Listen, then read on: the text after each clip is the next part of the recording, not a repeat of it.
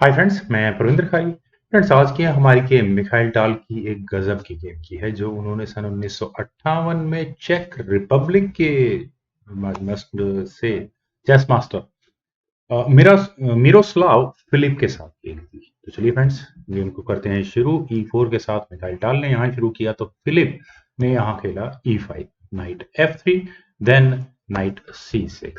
Just wait for a second. Bishop B5, then A6। Bishop पर attack तो bishop गया A4 square पर। इसके बाद हुआ नाइट F6 और अब यहां मिखाइल टाल ने कैसल किया। बिशप E7, देन रुक E1 स्क्वायर पर B5। दोबारा बिशप पर अटैक बना तो ये बिशप गया B3 स्क्वायर पर। फिर हुआ D6। वैसे मैं इस थ्योरी को क्या बताऊं, यहाँ व्हाइट का ऑब्वियस मूव C3 बनता है और उसके बाद यहाँ फिलिप ने कैसल किया H3, then knight A5 square पर बिशप पर अटैक तो यही बिशप गया C2 स्क्वायर पर, देन C5, D4। क्वीन गई C7 स्क्वायर पर। और फ्रेंड्स, क्या यहाँ व्हाइट को इस डी पॉन को आगे पुश कर देना चाहिए था? डेडलॉक सिचुएशन हो जाती है वो। यहाँ मिखाइल टाल ने अपने नाइट को निकाला D2 स्क्वायर पर, दूसरे नाइट को। Knight C6, then D takes C5, D takes C5, knight F1 square पर। और ये नाइट अब कहाँ जा सकता है? ज्यादा एक्सप्लेन करने की जरूरत नहीं है। बिशप D6 ऊपर से यहाँ फिलिप ने अपने बिशप को D6 स्क्वायर पर प्लेस किया और ऐसा करने के बाद नाइट H4 करने का मौका यहाँ पर व्हाइट को मिला और ये नाइट की बहुत अच्छी आउटपोस्ट यहाँ तैयार होने वाली है।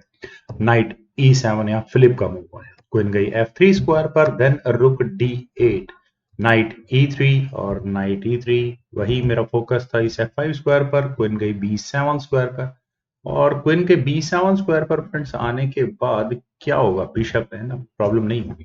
वेल, यहां से गेम अगर night T goes to F5 के रूप में आगे बढ़ती है तो bishop takes F5, knight takes F5, knight takes F5, queen takes F5, then queen इस तरह से कुछ ये गेम आगे बढ़ सकती थी। लेकिन अभी यहाँ मिखाइल टाल ने इस F5 स्क्वायर पर अटैक नहीं बनाया। उन्होंने यहाँ पहले किया G4, C4, then knight D goes to F5, knight takes F5, knight takes F5, bishop takes F5।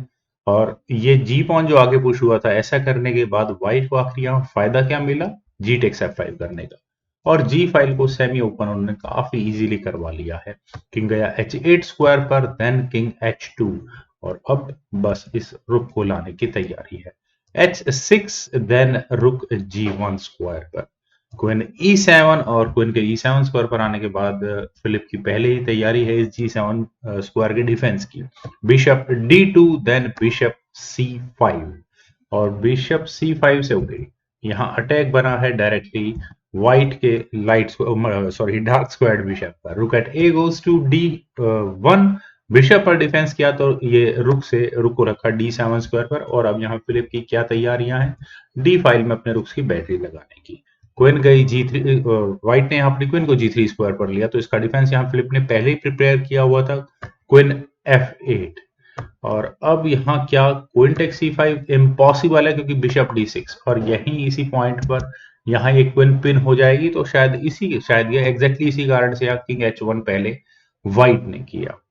रुक at A goes to D1। Friends, बिल्कुल सिंपल लॉजिक है। अगर आप किसी एक कॉम्प्लेक्स सिचुएशन में फंसते जा रहे हैं तो सेफली ज्यादा पोजिशनल या मेटेरियल लॉस उठाना तो है ही नहीं, पोजिशनल एडवांटेज को ज्यादा नुकसान ना होने देना चाहिए और मटेरियल को एक्सचेंज करने की कोशिश करनी चाहिए। और वही स्ट्रेटेजी यहाँ फिलिप की नजर आती है। बिशप पर अटैक है, बिशप को हटाना होगा। बिशप अच्छा स्क्वायर तो मुझे C1 नजर आता है इस बिशप के लिए।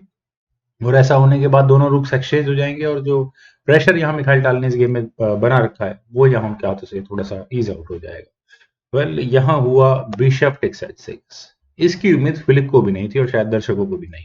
जी टेक्स H6 और अपना बिशप स्ट्रेट फॉरवर्ड सेक्रीफाइस कर दिया है। क्यों? क्योंकि उन्हें यहाँ अभी H6 स्क्वायर पर एक पॉन जीतने का मौका मिला और दूसरा पॉन यहाँ इस E5 स्क्वायर पर क्वीन टेक्स C5। और साथ ही साथ अगर आप यहाँ देखें कि फिलहाल तो नाइट पिन हो चुका है और बिशप मुझे बहुत अच्छी पोजीशन लग रही है इस बिशप की। अब जब तक ये ई पॉन वहां रखा था, जब तक कोई बिशप बहुत अच्छा नहीं था, लेकिन अब बहुत स्ट्रांग हो चुका है। खैर, क्वीन E7 जैसी ऑप्शन अगर अब कंसिडर की जाएगी तो क्वीन F4 और फिर इसके बाद यहाँ ये पॉन पुश आगे और वो ज्यादा डेंजरस सिचुएशन होगी, नाइट डिफ्लेक्ट होगा कहीं ना कहीं, और उसके बाद क्वीन की ऐसी पोजीशन कभी ना कभी बनेगी जो यहाँ चेकमेट तक इस गेम को पहुंच जाएगी। चलिए लेकिन देखते हैं गेम में हुआ था। यहाँ बिशप E7 अपने बिशप से इसी नाइट का डिफेंस किया, रुक D4, और रुक के D4 आने का मतलब प्रेशर को और ज्यादा बढ़ाया यहाँ मिखाइल टाल ने। यहाँ रुक्स की बैटरी, और उसके बाद ब्लैक को थोड़ा में पोजिशनल लॉस माइट भी हो सकता है। रुक टेक्स D4, फिलहाल यहाँ ब्लैक को करना ही पड़ा। सी टेक्स D4, देन किंग गया H7 स्क्वायर पर, और क्वीन के H7 स्क्वायर पर आने के बाद रुक D1, ताकि जब भी यहाँ व्हाइट अपनी क्वीन को F5 में लेकर जाए इन पॉन्स को आगे पुश करने के लिए, एटलीस्ट यहाँ ये D4 पॉन सेफ रह सके। नाइट E8, देन हुआ F6। फ्रेंड्स ये मूव थोड़े से मिखाइल टाल के कमाल के होते हैं, इनकी स्ट्रेटेजी समझना इतना इजी नहीं है। देखिए अभी थोड़ी देर पहले यहाँ सी स्क्वायर पर नाइट रखा था, और यहाँ मिखाइल टाल ने अपने स्पॉन को सेक्रीफाइस किया। वही पोजिशनल एडवांटेज स्ट्रेटेजी आप यहाँ देखिए कि क्वीन की पोजीशन अगले मूव में क्या होने वाली है। एक तरह से देखा जाए तो मिखाइल टाल ने यहाँ इस F5 स्क्वायर को अपनी क्वीन के लिए फ्री कराया है, और साथ ही साथ जैसे ही F1 आगे पुश होगा उसके बाद इस चेकमेट को रोकना आसान नहीं होगा, मुश्किल नहीं, आसान नहीं होगा। बिशप टेक्स F6 की ऑप्शन कंसीडर की जा सकती थी, लेकिन अगर यहां से गेम आगे बढ़ती है तो क्वीन F5 चेक होगा, किंग G8 स्क्वायर पर जाएगा, और फिर यहां इस ई पॉन को आगे पुश करने के बारे में सोचा जा सकता है। चेकमेट की थ्रेट एग्जैक्टली फ्रेंड्स, सिचुएशन इतनी कॉम्प्लेक्स हो चुकी होगी, बिशप चलिए वापस, बिशप नहीं आएगा, नॉट एग्जैक्टली, यहाँ क्वीन को ही बीच में लगाना होगा, और यहाँ फिर रुक से, चलिए ये तो बहुत ज्यादा मैंने इमेजिनेशन कर ली है, ज्यादा बेटर होता कि अगर मैं ड्रॉ करके दिखाता। खैर यहाँ हुआ था नाइट टेक्स F6, लगभग उसी तरह की गेम यहाँ वही बनी है। क्वीन F5 चेक, ऑब्वियस है किंग के लिए बचा है H8 स्क्वायर, देन हुआ E5, नाइट पर अटैक बना, और अगले मूव में चेकमेट की threat. Dream of a chess player, knight का डिफेंस, नाइट जो F6 स्क्वायर पर रखा है उस पर पॉन का अटैक, पॉन से उसको डिफ्लेक्ट करवाया जाए और चेकमेट की ऑप्शन को यहाँ कंसिडर किया जाए। तो अब यहाँ जस्टिफाई होने लगा है मिखाइल टाल की कैलकुलेशन, जो कुछ मूव पहले उन्होंने बिशप सैक्रिफाइस के बाद अचीव की थी। अब यहाँ ये गेम किस तरह से आगे बढ़े, बेस्ट मूव जो ब्लैक के लिए आता है, शायद इस तरह के शॉकिंग मूव देखकर ये दिमाग में इस तरह के मूव बन भी नहीं पाते, लेकिन बेस्ट मूव यहाँ निकल कर आता है रुको D5 स्क्वायर पर लेकर जाने का। ये मूव इसलिए कहा जा सकता है कि चलिए ओके ठीक है, कुछ तो डिफेंस होगा, ये पॉन पिन हो चुका है फिलहाल, तो क्वीन को हटना होगा F4, या मैं तो कहूंगा कि F3 जैसे किसी स्क्वायर पर ले जाकर यहाँ ये क्वीन पर अटैक बने, और उसके बाद कुछ इस तरह का मूव खेला जाए। खैर यहाँ हुआ था क्वीन G7, और फ्रेंड्स क्वीन के G7 स्क्वायर पर आने के बाद प्रॉब्लम ये बहुत ज्यादा डेंजरस है।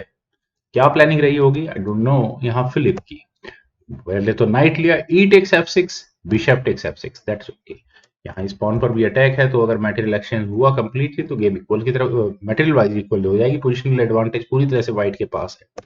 रुक G1 क्वीन पर अटैक, मेरे ख्याल से तो इसी मूव पर रेजिग्नेशन बनता था, लेकिन बिशप G5 फिर भी यहाँ पर ब्लैक ने कर दिया, और फाइनल मूव यहाँ मिखाइल टाल को खेलने का मौका मिला F4, और यहाँ इस मूव के बाद मिरोस्लाव फिलिप ने रिजाइन कर दिया। और रेजिग्नेशन का रीजन मैं क्या एक्सप्लेन करूं, यहाँ ये बिशप किसी तरह से बचा तो जा नहीं सकता, यहाँ से गेम आगे बढ़ती है तो क्या होगा, बेस्ट मूव क्या होगा, सीधा सा है कि सबसे पहले तो यहाँ चेकमेट की थ्रेट है, तो किंग क्वीन को इस चेकमेट से बचाने के लिए इसी G5 में रखना होगा, तो क्वीन G6 स्क्वायर पर बेस्ट मूव ये निकल कर आता है। इसके बाद queen takes G6, F takes G6, F takes G5, H takes G5, rook takes G5, rook takes D4, rook takes G6, और कोई वजह बची है कुछ भी, 3 पॉन और एक पूरा बिशप यहाँ व्हाइट के पास एक्स्ट्रा है। फ्रेंड्स किस तरह से मटेरियल एक्सचेंज यहाँ मिखाइल टाल ने करना शुरू किया, और फाइनली वो यहाँ पूरा एक पीस अप निकल कर आए। कमाल की गेम्स होती है मिखाइल टाल की। आप लोग बहुत गेम रेकमेंड करते हैं, लेकिन मैंने जितनी भी गेम मिखाइल टाल की बनाता हूँ उनका रेस्पॉन्स भी और गेम में कर मजा भी बहुत ज्यादा होता है। फ्रेंड्स मुझे उम्मीद है कि आप लोगों ने आज की इस गेम को भी एंजॉय किया होगा, तो आप लोग इस वीडियो को लाइक करें, शेयर करें, और मेरे इस यूट्यूब चैनल चेस गुरु को प्लीज सब्सक्राइब जरूर करें, और आपके कमेंट्स का मुझे बेहद इंतजार रहेगा। Thank you for watching and bye for now.